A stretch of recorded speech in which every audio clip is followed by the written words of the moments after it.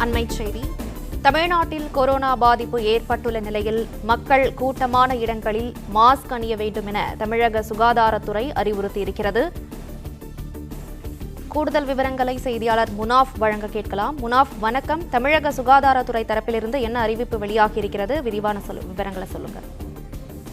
தமிழகத்தில் கொரோனா பரவல் சற்று அதிகரித்திருக்கக்கூடிய நிலையில பொது சுகாதாரத்துறை தரப்பில் ஒரு முக்கிய அறிவிப்பு தற்போது வெளியிடப்பட்டிருக்கிறது. குறிப்பாக தமிழகத்தில் கூட்டம் அதிகமாக இருக்கக்கூடிய பகுதிகளில் முகக்கவசம் அணிய அறிவுறுத்தப்பட்டிருக்கிறது.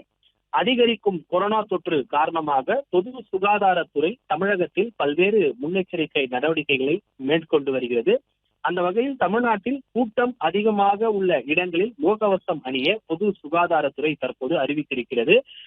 கொரோனா தொற்று சற்று அதிகரித்து வரும் நிலையில் மாவட்ட சுகாதாரத்துறை அதிகாரிகள் நடவடிக்கைகளை மேற்கொண்டு முன்னெச்சரிக்கை நடவடிக்கைகளை எடுக்க வேண்டும் எனவும் அறிக்கையில் குறிப்பிடப்பட்டிருக்கிறது.